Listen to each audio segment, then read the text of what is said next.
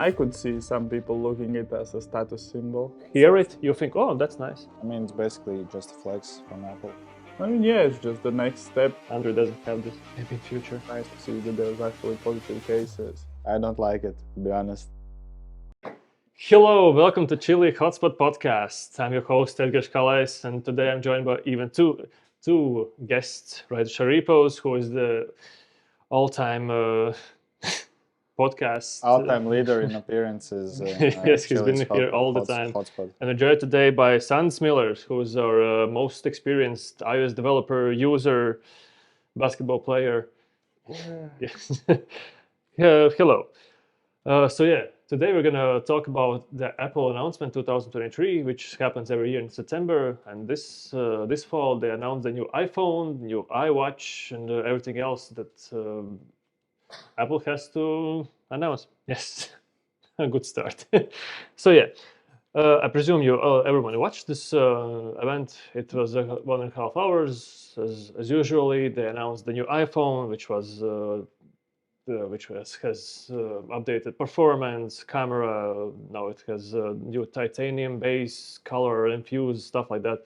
But that's pretty much they say every year. So let's just skip it and let's get to the best parts. One of the biggest things that they announced was the performance update. That you can technically play console level games, like one of the examples was Resident Evil Village on your iPhone. What are your thoughts about this? I don't know.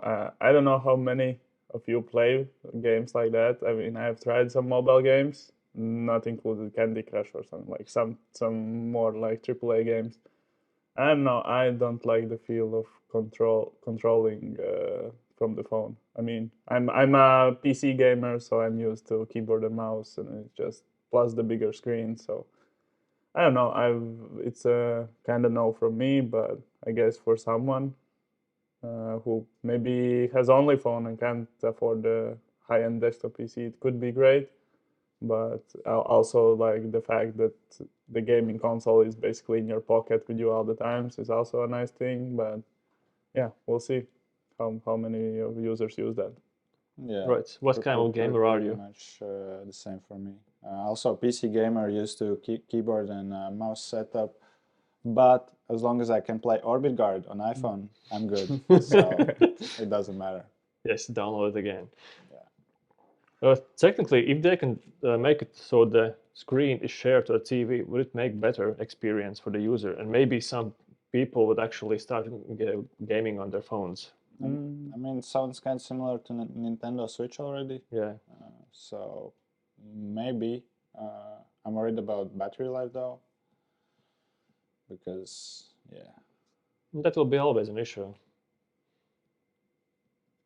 Yeah, probably, but yeah, I mean, if you plan to play it on a TV, then better. In my opinion, it's better to buy a console than a phone for that.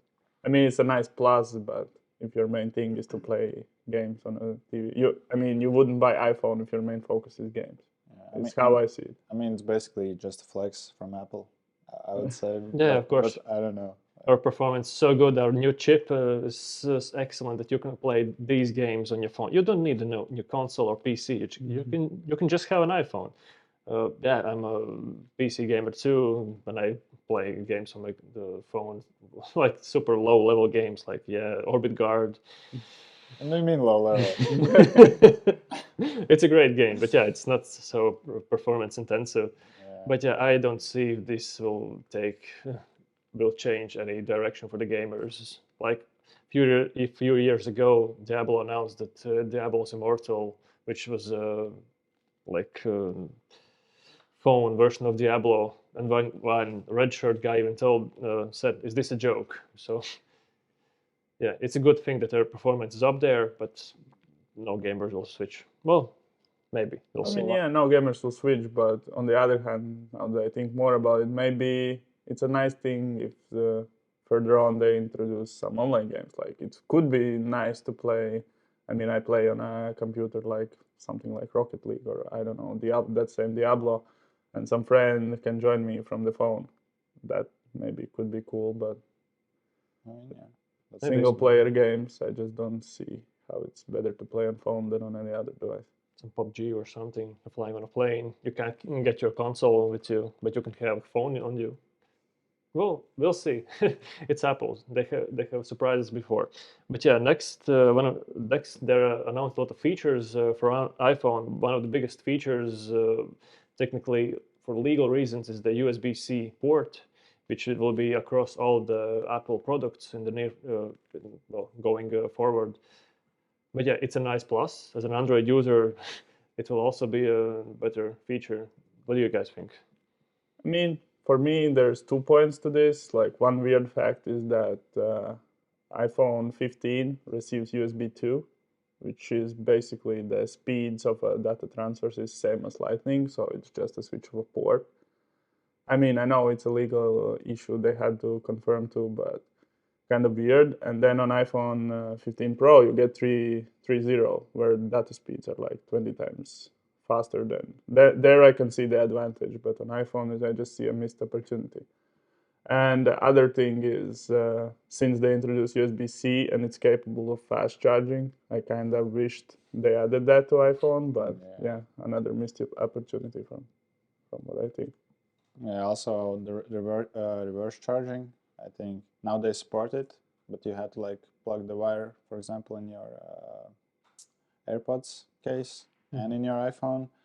I just really wanted the wireless reverse charging. That's what I'm missing from all of this. Yeah, but still, it's going to be a good thing in the future. Yeah, also, I'm kind of thinking if they would have added USB Type-C, if it wasn't like the legal pressure from the European Union, right? Mm-hmm. So I'm just wondering if they would have done it anyways or no. Probably no, not. no. They fought it for a long time until they actually got.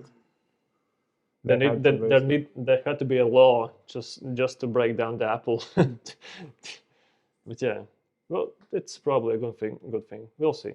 But yeah, another feature, as an Android user, I didn't know that all these features already came in the box, but there's a new addition. There was already a SOS call, but there will be like with addition of AAA like benefits. It will be like satellite call if your car breaks down or you're really in distress. How will this differ from the previous version that was there already? So basically, previously it was like a SOS emergency call. So I don't know, you're off the grid, like climbing hills, and you have no cellular service, and something happens to you, you can use that service to call for help. And now they basically added additional features. So you have a roadside service. So for example, your car breaks down in a desert, I don't know, and you can call for like you need a fuel, you have a flat tire or something, you can use that. And the AAA you mentioned is the biggest company in USA, which basically will support that. Mm-hmm. So only in USA. No, they actually have a lot of countries in 3 continents, but yeah, Latvia is not supported for now, and I don't see it being supported Is in the there near any future. country from Europe? Yes. Actually, to the SOS, they added Spain and Portugal this year, I think. And yeah, the road service for now is USA only, but as we see the trend in SOS expanding, the road service will also probably expand. Yeah, it's a very nice feature, and I see it probably coming to Latvia too, but not in the near future. Nah, let's just book a trip to Spain and test it out ourselves. Let's get a flat tire there. Yeah, actually, fun fact, last year when they announced the automatic crash detection, there was a lot of false positives, so let's see how this goes. I remember multiple posts about where people are riding roller coasters, and the iPhone said, "Are you in a crash?" Because of the high speed changes and stuff like that. I mean, it's nice feature, but yeah, I'm not. I need to research more. It's probably more stable now. It's nice innovation, but yeah, needs Riding to on a roller develop still. coaster, and iPhone is announcing emergency services are already on their way. Basically, yeah, people had to stop it because basically how it works is if it detects crash, there's like a 10-second timer that will call 911. So yeah, they had to. They also had some false calls in the emergency services. Yeah, it's a nice thing to have, but for these cases, it seems Terrible. Yeah, but still nice. Android doesn't have this. Maybe in future. But yeah, there's also a little bit of updates in the Find Your Phone feature. Like you use your Apple Watch, and you can just track your phone like with like precision. It just how do you even say it better? It just navigates you to your phone. It doesn't say how far it is, but just like even a compass. Yeah, basically it already had that feature, but basically beforehand it only had like you could press a button and the phone would ring, so you would have to locate it that way.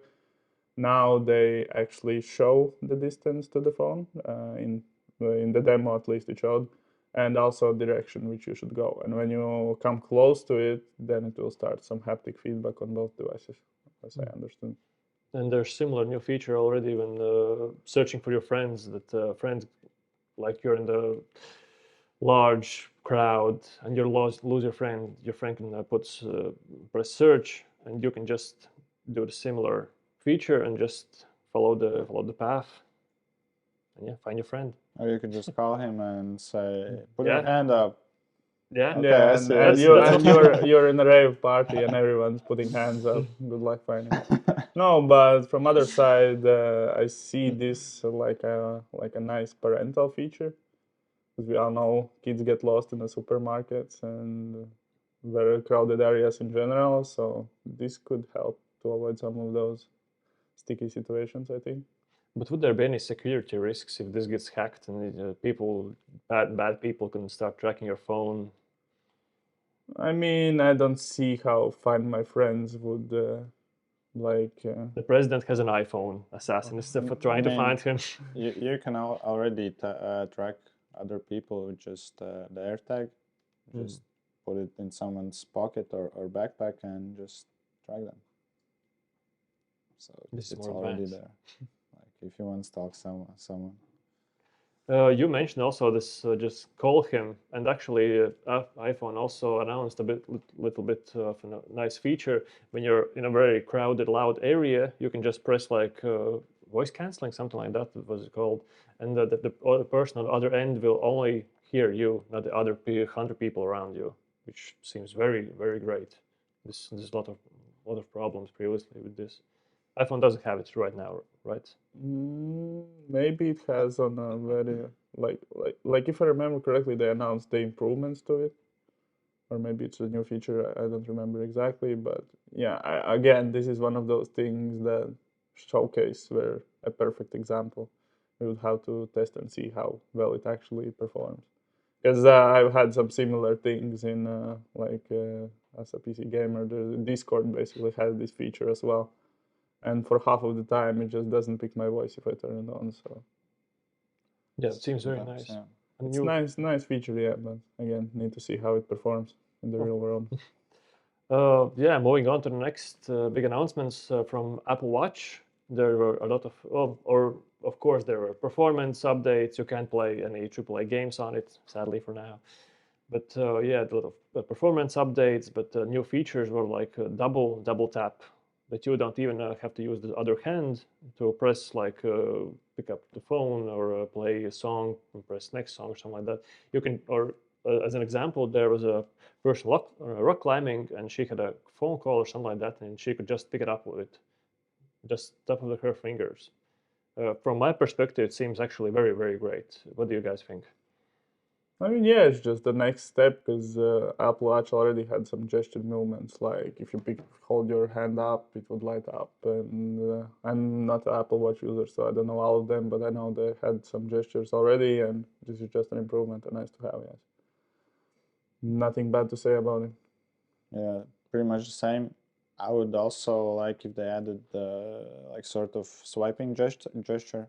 So instead of double tapping, you could just kind of like scroll a little bit, like just not swiping but scrolling, like scrolling gesture. I can just imagine you're standing somewhere in the crowd and just going like this. People who Yeah, that's actually one funny thing I would like to see in a crowded place. Everyone going. That would be very fun to see. Yeah, But yeah, I have an Android watch, but so all these features actually seem very great because I have more or less advanced Apple Watch, but not Apple Watch, but Android watch, and it doesn't actually have a lot of features. Like all the features I use, like sleep monitoring, that I see how much I slept, how well I slept, and I can press play or answer calls, and pretty much all the same features are on Apple Watch. But these new innovations actually seem kind of great because they're fixing the problems.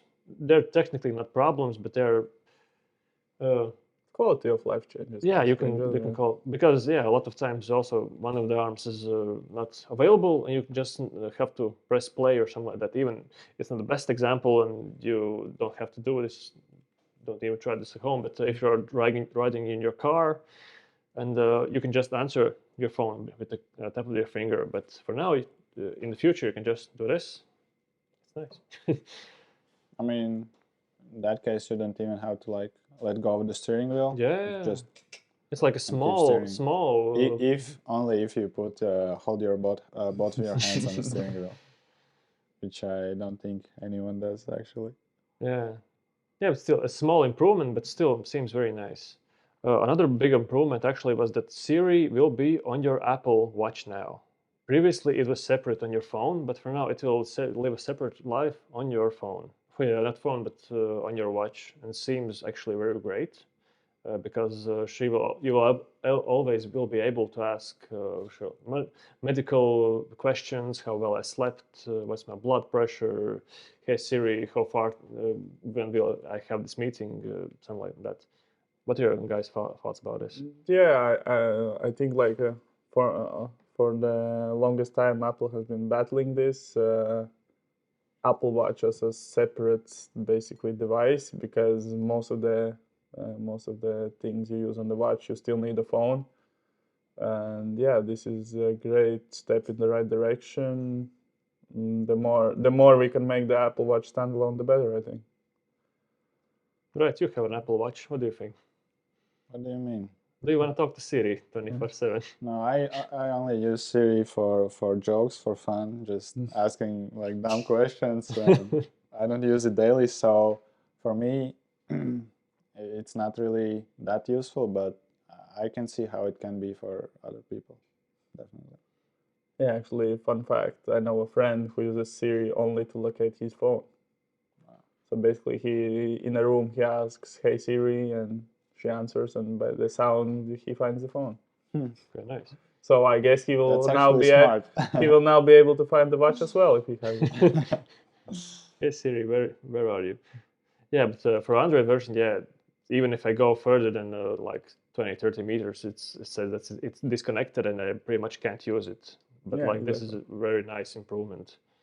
But the flip side is the security reasons. For example, like like of course it's not the deal, but for example, someone can always listen to you even if you only have your watch with you. What do you think about this? No, I wouldn't make this a security type of issue. I don't think I mean, if someone wants to listen you, he can listen you. He can listen to you. We all know how advertisements work nowadays. You just have to say, I don't know, I'm feeling sick, and the next thing you know, you open your Facebook and you're getting recommended to buy drugs cheap. Yeah. Drugs cheap. No, medical drugs. Yeah, of course. Hey Siri, where can I buy drugs cheap? Yeah. But yeah, it seems like a very nice feature. Like the long time ago, not even that long time ago, but people were afraid that the government would track their actions, would wiretap their phones and listen to their. But now they're just, hey Siri, what's the best recipe for this and that, and they can have an answer. Seems like a nice thing. One of the first things that they said in this event, they even didn't say it, they showcased a long video where people would be happy, then would be very sad, and then happy again. And this was to point out that iPhone technically saved their lives. It was with this idea that not iPhone, but Apple Watch detected that people have low blood pressure, high blood pressure, they sleep very terrible, or any kind of other condition that Apple Watch can detect. and they said that you need to go to the hospital, and there were like multiple cases that people say, yeah, Apple Watch technically saved their life. What do you guys think about this? I mean, it's excellent. I think obviously it's not gonna be for everyone, and probably most of the people would just ignore if something like that would appear. But it's nice to see that there's actually positive cases. Maybe I wouldn't say be. I mean, the statement sounds loud that Apple saves lives, but in general, if there are just some positive cases, it's already better than nothing. I think there's also was a case that person even went to a cardiac arrest. His heart went haywire. I'm not a medical person, and Apple Watch detected this, and I think it also could make phone call to 911 or something like that. Yeah, I think it's connected with the same source service. Yeah, it actually seems very nice feature to have, even for old people. Like if a granddaughter would be very worried about her sick grandma, just put an Apple Watch on her. Well, it's not a cheap investment, but it's less than life I life mean, itself. you would pay for that. Of course, any day of the week. Like it seems very nice. Yeah, it's. I don't think it's that advanced for now that people just can rely on Apple Watch to detect any kind of problems with your heart or resting heart rate or anything like that. But it's still very nice advancement. Like an Android Watch also detects stuff like that, but I don't think it's gonna call 911 when I have any problems. Yeah, in general, just giving you hints, even though some of them might be again false positives. It's better to check than be sorry afterwards. Yeah, should be Or safe than sorry. probably the same roller coaster case where you just pass out or something. And just yeah, we'll Medical see. But medical it's nice. personnel is already It kind on of their way. just adds like value for those people to that device. I guess sort of. Yeah, the price point is for this Apple Watch will be from 800 to from 400 to 800, and the question is it value? Is it valuable enough to switch from the previous Apple Watch to the new one? More question to Raitis, I think, because he already has the newest Apple Watch. All right. Are you gonna switch? So definitely not. Why? I just costs too much. Too much. I don't know. I think it's wiser to switch Apple devices in general every 2 years if there are no big breaking changes or in performance features and all the other stuff like the internals and whatnot. I mean, like for example, like iPhone 15 and 15 Pro.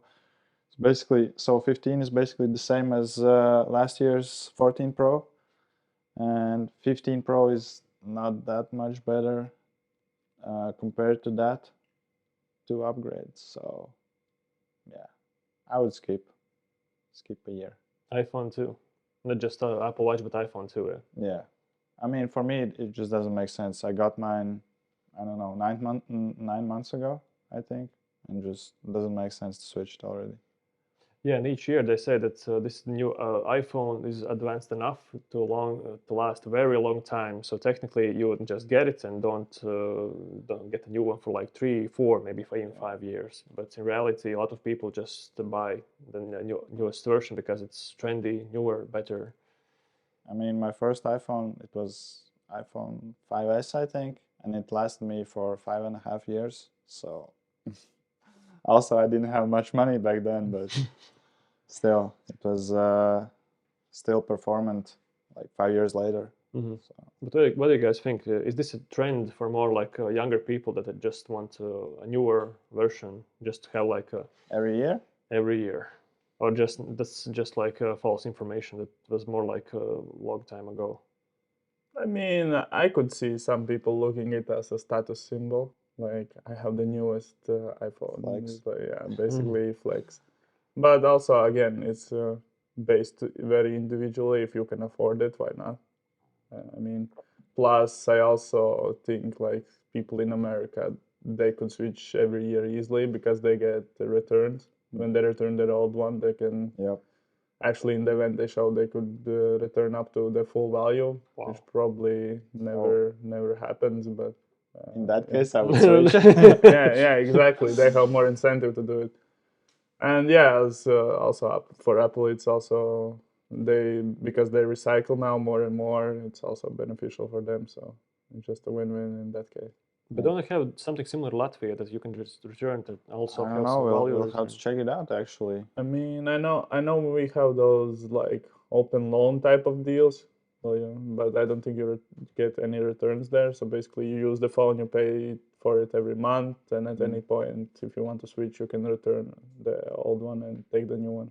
And kind of thing. Or you The could just buy it long-term- out first, Yeah, and or then, you can buy it maybe out as well, return it. yes. Yeah. Although I don't like the colors of new iPhones, the new iPhone lineup. Boring colors, so I would maybe switch. You don't like after all. pink? I mean, pink one actually looks kind of nice. Yeah, but unfortunately, Pro doesn't have pink, so. Yeah. You can just get a case. Yeah, actually, regarding colors and everything, and in general, I don't know. We didn't talk about the titanium cases, the titanium base of the iPhone Pro, but I wanted to ask you a question. How many of you care about the looks of the phone if you 90% or even more have it in a case? I mean, because I got the purple one last year, the Pro version, I decided to go with the clear case to be able to look at my cool color. But if it's like a boring, like, I mean, I'll say it's boring color like white or space gray or what. I mean, Yeah, but just use colored again, case. if you like purple, you can just get the purple case. It would still, in my opinion, look better than transparent. Probably yes, but I mean, I don't know. I kind of like mine. Looks kind of cool. Also ordered another one, also clear one, with Orbit Guard logo on it. So it's gonna look even nicer because the color Walking and advertisement. He says every podcast. yeah, every chance I get, I'm just gonna promote my Fine, game. we'll add it to the description to this one too. Thank you. It's the least you could do. Pizza too. Answering Sandis' question, I actually went a different route for this because I can't show it for now. I don't have my case on it, but I went for like not the looks, but for performance because I have a case where I can put my bank cards, my ID cards in it, and just like people who laugh at it say it's like a dad case. Yeah, Yes, it's a definitely. dad case. But yeah, I like it. I use it. I'm a dad, so yeah, something like that. But yeah, a lot of people will just put a case on it, and they really focused on the colors and the like. It now has like a paintbrush finish on it. Like it's not just a plain titanium. They really focused on it, and even told in the announcement it has like the color infused in the titanium or the glass or something like that. It's not just painted over it, but really like in there. So it's more vibrant or something like that. It doesn't mean it's scratch resistant. It's no, it's Or scratch resistant, source. water resistant, error resistant too. It's technically stronger, better, and everything like that. Than Yeah, and before. lighter on top of that. Yeah. I actually want to see the weight difference. Can you feel it? That's gonna be interesting. They told that this material is the same that they used on the Mars rover, so you can just buy the new iPhone and tell people that you have the same material that they used on the Mars rover. Another flex. So subtle but flex. Yeah. Also, it's not directly iPhone or Apple Watch related, but Apple announced that they're now trying for the zero emission plan. For plan is to 2030 be zero emission company. Like all the emission that they produce gets compensated by planting trees. They're reusing all the materials that they can use for now. Even on Apple Watch, they're also 100% carbon free, even carbon negative theoretically, because of course they use a lot of energy and resources to manufacture them, but they plant a lot of trees around the world to compensate for it. And they even announced that they kind of compensate even for users. They didn't say in what time span, maybe a week, month, year, I don't know, they didn't specify this, but they said that they're compensating for the user energy consumption, so they would be compensating for user emission. So if you buying the new Apple Watch, you're technically planting trees in this regard. But as an average users, you don't even really care about this, right? I mean, We all think about the planet. We all want the correct the answer better. would be to say yes. So we care about our planet. We care that it's gonna strive forward, and we're not killing it. But in general, does really everyone thinks about that? Probably not. I don't think we think about it when we buy them. It's But not a selling point. It's a nice, Yeah. nice thing. Like you it's hear nice it, thing, you yeah. think, oh, that's nice. Yeah. I mean, in my opinion, if you want to save the earth, then don't buy it. Use the phone for 5 years. Yeah, it's also a good point actually. But yeah, you know, going for the zero emission lifestyle, the green lifestyle, most of us are using like already paper straws and trying to jog to work or ride or bicycles or okay, no, I'm just riding car. I mean, yeah, for Apple, it's a great mission, and it's probably the correct mission. But for end user, will be cool to see if they reach their goal by the end of 2030. 2030. I mean, they already reached the first product, so I don't see how they won't. Yeah, it's Apple. Pretty much they will. It was a bit cringy when they announced it in the event because they were in this meeting room. Everyone was waiting for someone who will show up and talk about this big thing. And who showed up? It was Mother Nature.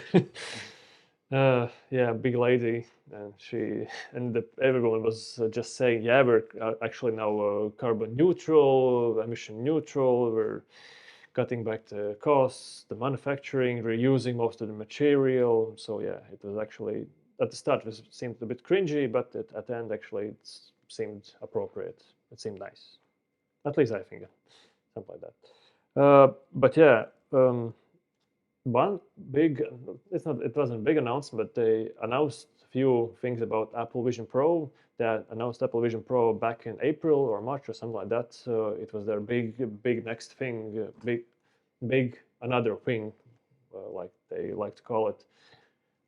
A month or two after this announcement, they said this manufacturing was cutting back because they can't reach their goal for the next April or March. But now they're saying they're back on track, but they didn't specify a lot of things about this.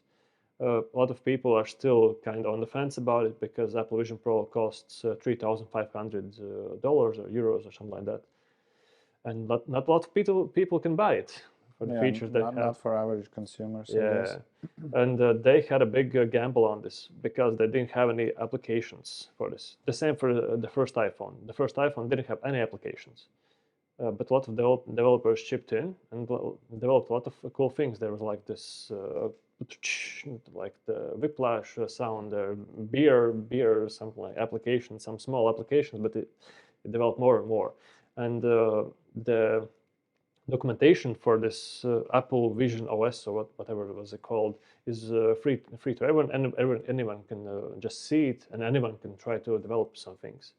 They didn't specify what new features were already developed, but I think a lot of developers are trying to do something because thousands, even not millions, people are trying to do something with this. Because if you create something good, then Apple will hire you. Because why not? But one thing that a lot of people were waiting was Apple Vision Lite version, something like that. That would be cheaper and less battery consuming, something like that. What are your thoughts about this Apple Vision Pro Lite? Like in general, yeah, like already Raitis mentioned, it's not for everyone. That's for sure. But I mean, it looks cool, and I'm eager to see what developers come up to. Because yeah, basically, as you said, iPhone also was highly brought up by developers. Because in general, there were some groundbreaking features on the first iPhone, but still, I think the developers are the ones who make it great and performant and etc. But on the light version, I don't know.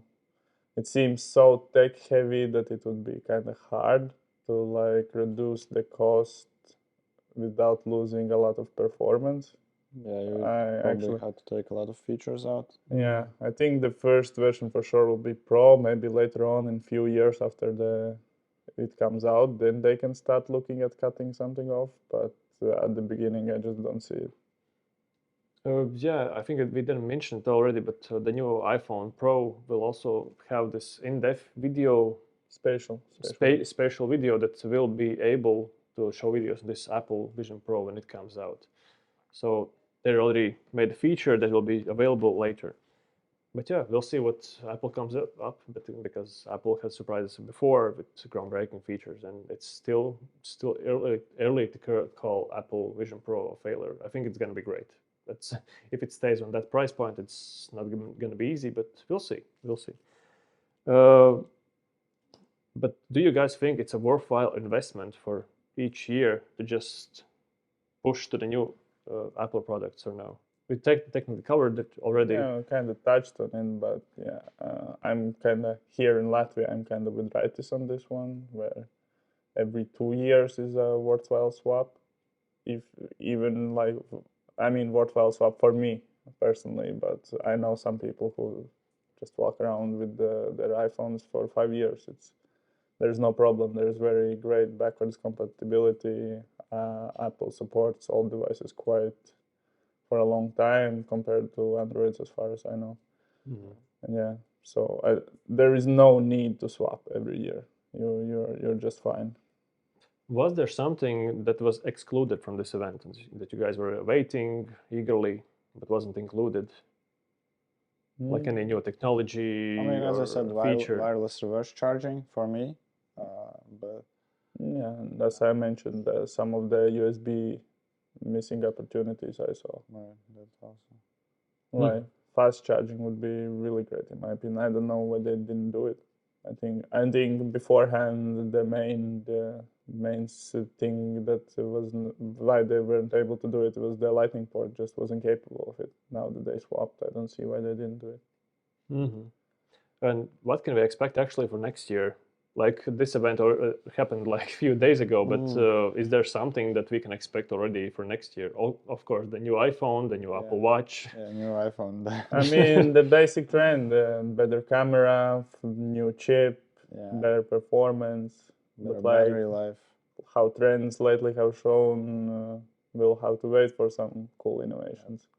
Probably nothing groundbreaking, like the same form factor and same everything, I guess. I don't know. I kind of hope. Let's see how the customizable activity button is it called, right?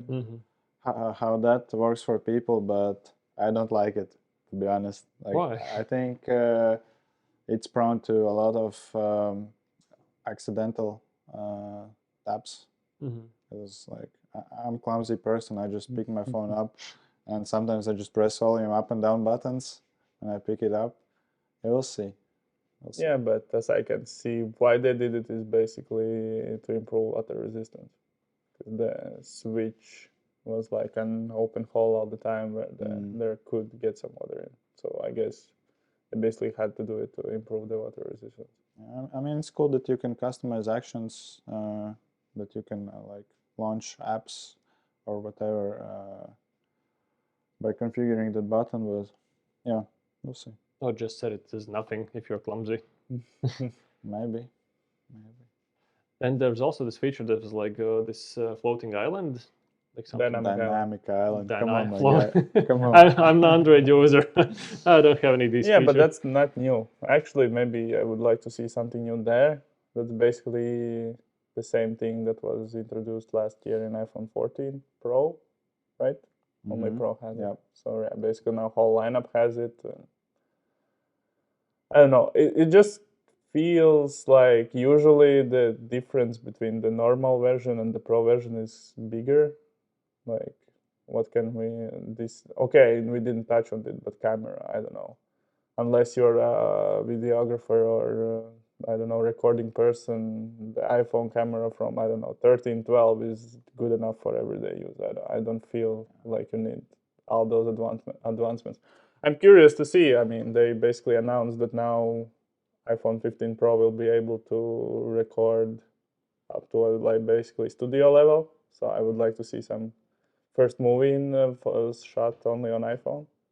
We'll see. But I know there are some music videos already shot only on iPhone, so that's kind of cool. But that's not only for Apple users. For Android users also, we see like a ton of megapixels, and we want to buy it. We don't. We Yeah, are exactly. not professionals. We don't use this camera all the time. Like my phone has like 2 megapixel camera or something like that. I use it, but